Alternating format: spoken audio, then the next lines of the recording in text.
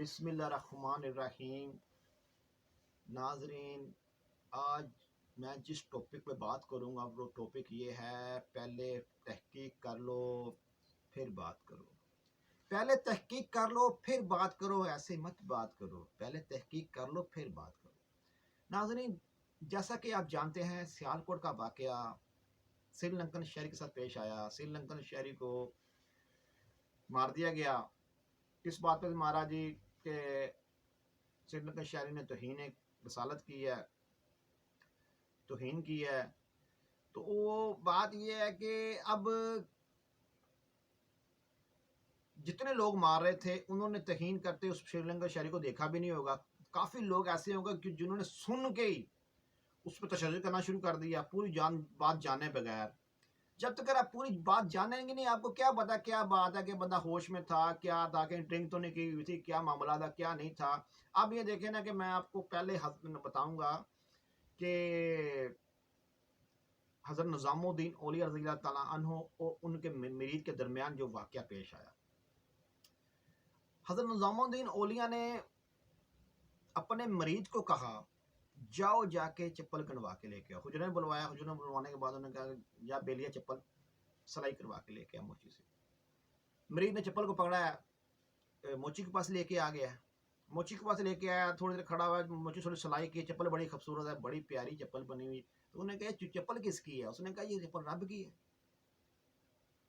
پھر موچی نے پوچھا، اس نے کہا یہ چپل کس کی ہے؟ یہ بتاتا نہیں۔ انہوں نے کہا رب کی ہے۔ انہوں نے کہا یار بات کے مذاق میں نہ بات ڈال، یہ تو توہین ہو رہی ہے تیری انجانے، یہ تو بات یہ تو کر رہا ہے۔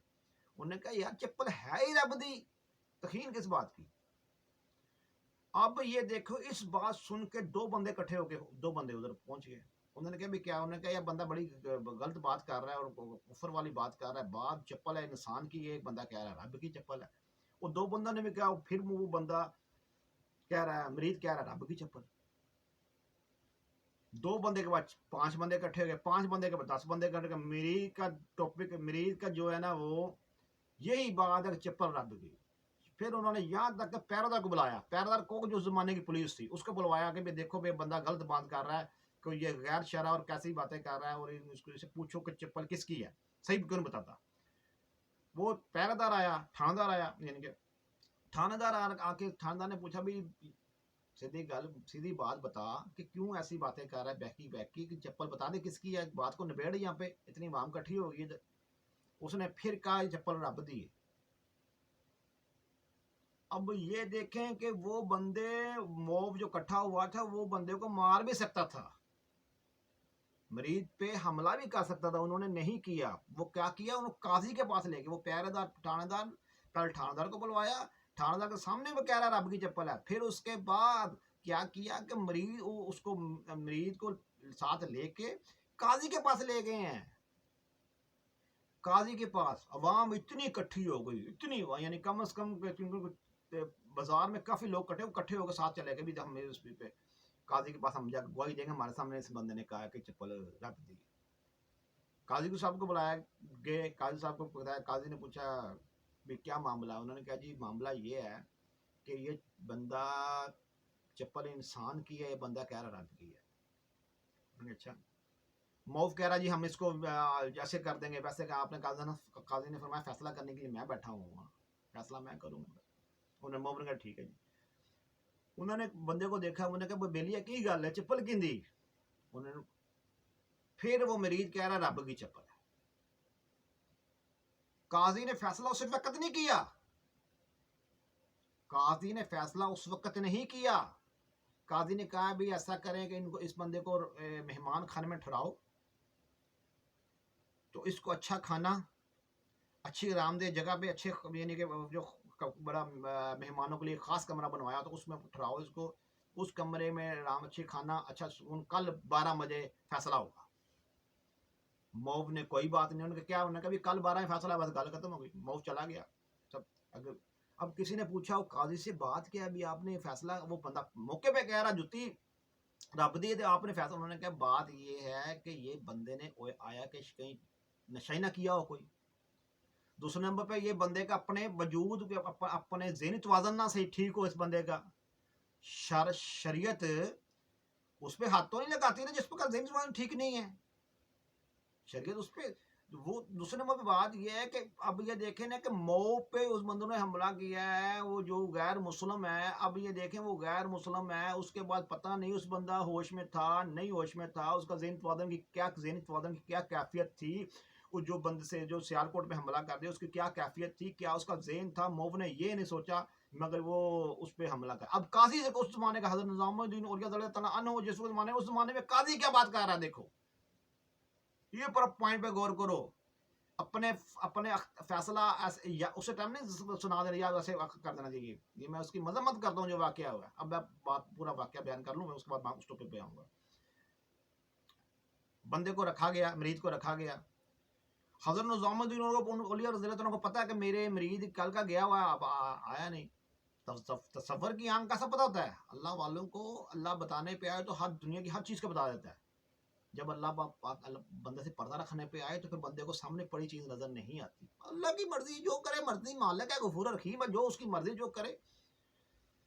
اب یہ دیکھیں کہ وہ اچھے کھانا دیا گیا, رام دے کمرے میں بٹھایا گیا, 12 بجے گئے, ٹائم ہو گیا, عوام کٹھی ہونی شروع ہو گئی. جی فیصلہ ہونا جی, اب بندے نے توہین کی ہے اللہ کی, تو اب فیصلہ کل سب سنائیں گے. وہاں کہاں سنا ڈنکا بج گیا, دنیا کافی لوگ کٹھے ہو گئے وہاں پہ, تخت لگ گیا, قاضی تخت بیٹھے ہیں پوری, وہاں اتنی اکٹھی ہو گئی.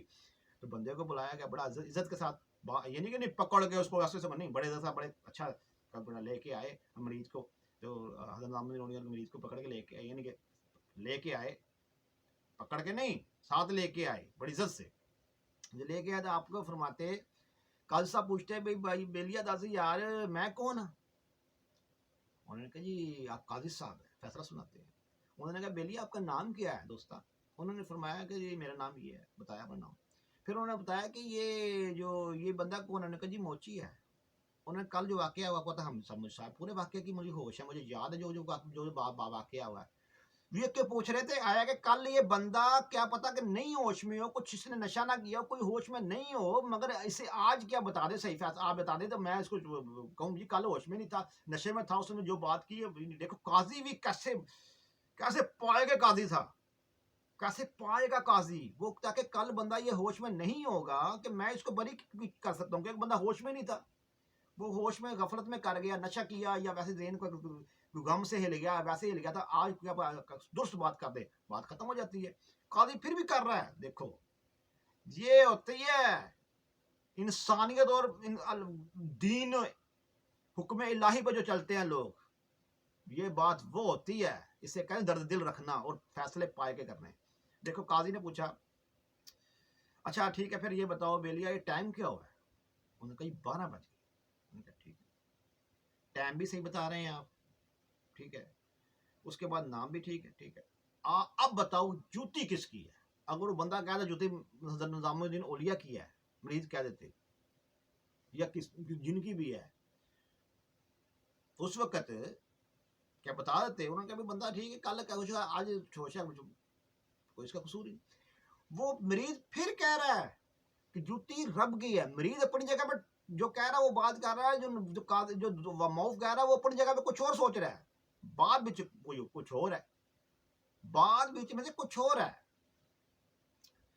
قاضی نے کہا جی پھر پوچھا جوتی کس کی ہے. 3 دفعہ پوچھا کہ رب کی ہے. اس نے کہا جی فیصلہ کرنا بنتا ہے. قاضی نے کیا کہا, اب فیصلہ کرنا اب بنتا ہے. اس وقت حضرت نظام الدین اولیاء اپنے مریدان میں بیٹھے ہوئے تھے, اٹھ کے بازار کے اندر آنا شروع ہو رہے تھے. آپ ایک دم اٹھے ہیں. اٹھنے کے بعد آپ نے کہا مریدوں کو چل بیلی بازار سیر میں چلیے, بازار سیر میں چلیے. مریدان کو کہا چلو بیلیو بازار سیر میں چلیے. ساتھ مریدین بھی آ گئے, جتنے مرید کافی اکٹھے ہو گئے آپ سب کا ساتھ چل پڑے. جب سامنے آتے ہوئے حضرت نظام الدین اولیاء کو قاضی نے دیکھا تو قاضی اٹھ کے کھڑا ہو گیا, اپنی کرسی کے اوپر کھڑا ہو گیا. تو موف نے رستہ بیچ میں سے دے دیا ایسے کر کے. تو آپ نے کہا آپ بھی کھڑے کرنا, سننے میں آیا کہ آپ فیصلہ کر رہے ہیں کوئی. ہاں جی قاضی صاحب نے کہا جی نظام الدین اولیاء بزرگ آپ سے کہا کہ نام لے کے آپ کو کہا کہ جان جی فیصلہ کر رہے ہیں, آپ بھی فیصلے میں شامل ہو جائیں. یہ بندے نے آ جائیں اوپر ہی آ جائیں. یعنی کہ ادب سے کھڑے ہو گئے قاضی صاحب نے کھڑے ہونے کے بعد حضرت نظام الدین اولیا رضی اللہ تعالیٰ عنہ جن سے اللہ راضی ہوا وہ آگے ہیں. تو قاضی صاحب نے کرسی کو اپنی کو چھوڑ دیا ہے. تو حضرت نظام الدین اولیا نے فرمایا کرسی ایک اور منگوا لیں, فیصلہ آپ کر رہے ہیں تو کرسی ایک منگوا لیں. کرسی دوسری بھی لگ گئی, آپ بھی بیٹھ گئے ہیں. آپ نے کہا جی کیا فیصلہ ہے؟ انہوں نے کہا جی یہ آپ کو یہ دیکھو جی یہ بندہ جوتی لے پھر رہا ہے, جوتی ہے انسان کی, یہ کہہ رہا ہے یہ رب کی چپل ہے. آپ کو تو پتا ہے میرا مرید چپل ہی میری. تو آپ نے فرمایا قاضی صاحب آپ نے قرآن پاک نہیں پڑھا ہوا کیا؟ تو قاضی صاحب مسکرا پر ان کا سرکار آپ کو تو پتا ہے میں نے کتنا پڑھا ہوا ہے, کتاب بہتر جانتے ہیں. انہوں نے فرمایا نہیں اب بات کریں نا, بات یہ کہ قرآن میں آیت آتی ہے, اللہ فرماتے ہیں کہ زمین سے لے کے آسمان کے درمیان جتنی بھی چیزیں ہیں سب میری وراثت ہے. زمین سے لے کے آسمان کے درمیان کے اندر جتنی بھی چیزیں سب میری وراثت ہیں. اللہ نے فرمایا ہے ہر چیز میری ہے. اچھا پھر ایسا کریں یہ زمین اور آسمان کے درمیان سے یہ چپل نکال کے باہر پھینک دیں, پھر ہم نہیں مانتے یہ رب کی نہیں ہے. ہم تو جب زمین اور آسمان کے درمیان جتنی چیز ہے ہر چیز اللہ کی وراثت ہے. ہر چیز اللہ فرماتا ہے ہر چیز میری ہے. جب ہر چیز ہے ہی میری تو یہ چپل بھی پھر اللہ کی ہوئی نا. یہ بندہ کہاں غلط ثابت ہوتا ہے بتائیں مجھے. قاضی خاموش. قاضی کے پاس اس بات کا جواب ہی نہیں تھا. حالانکہ قاضی بھی کس پائے کا قاضی جو تھا وہ بڑے پائے کا قاضی تھا, جو اتنی بریکی کی بات کہہ رہا ہے بندے کو رام کراؤ, پھر پوچھ رہا ہے تاکہ بندے کو پورا حق پہ فیصلہ چلا جائے. مگر وہ قاضی جواب نہیں دے سکا, لاجواب ہو گیا. انہوں نے جو زمین سے لے کے آسمان تک ہر چیز اللہ فرماتا ہے میری وراثت ہے, میری ہے, تو ہم کیسے کہہ سکتے چپل اللہ کی نہیں ہے؟ ہر چیز اللہ کی ہے جی.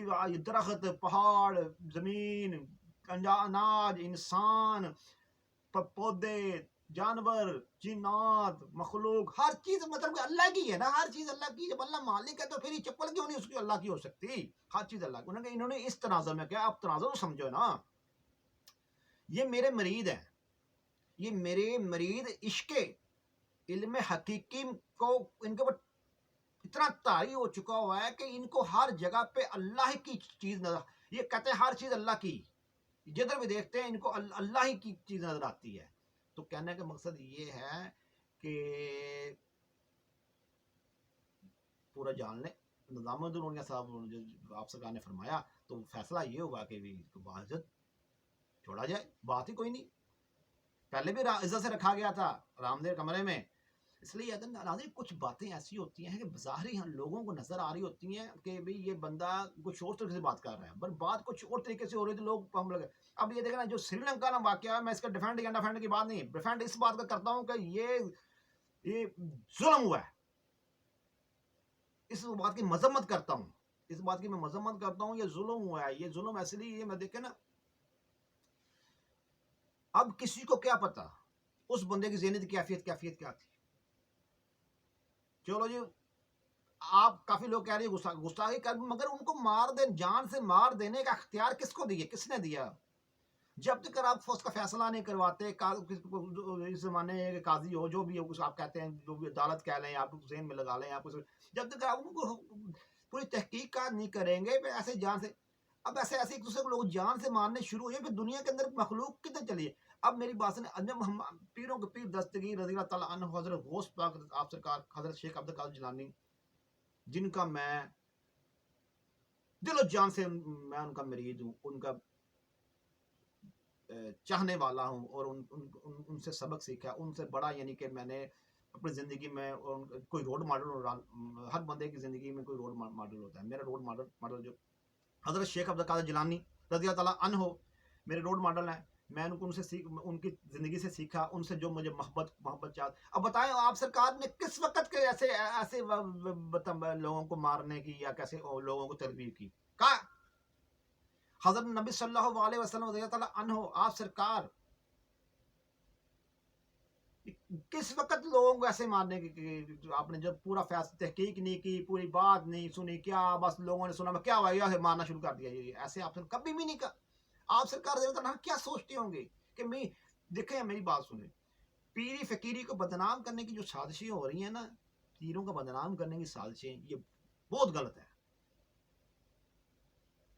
اس زمانے میں جتنے بھی اولیاء کرام آئے ہیں، یہ خطے، چلو خطہ ہند کی بات کر لیتے ہیں، یہ خطے ہند کی بات کر لیتے ہیں، اس خطے ہند میں جتنے بھی اولیاء کرام آئے ہیں، ان اولیاء کرام کی عزت ہر مذہب کے لوگوں نے کی ہے۔ ہندو بھی آتے رہے، سکھ بھی آتے رہے، عیسائی بھی آتے رہے، مسلمان بھی آتے رہے، یہاں تک کہ کئی مخلوق، کئی لوگ آتے، یہودی بھی کئی آتے رہے۔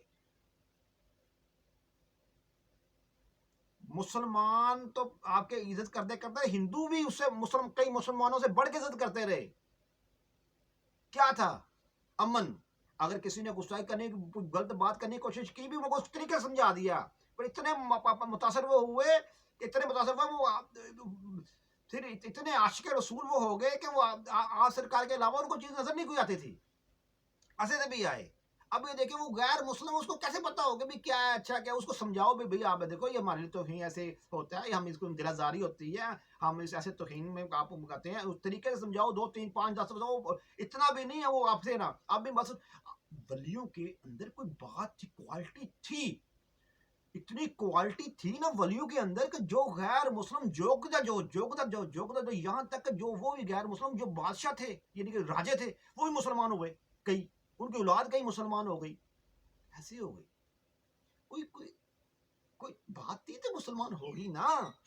میرے کہنے کا مقصد یہ ہے کہ ایسے نہیں، بڑا دل خراش واقعہ ہوتے ہیں، دین کے نام لے کے لوگوں کا ایسے نہیں سمجھ آ رہی اس باتوں کی، ایسے نہیں کرنا چاہیے۔ مذمت کرتے ہیں، مذمت کرتے ہیں، مذمت کرتے ہیں،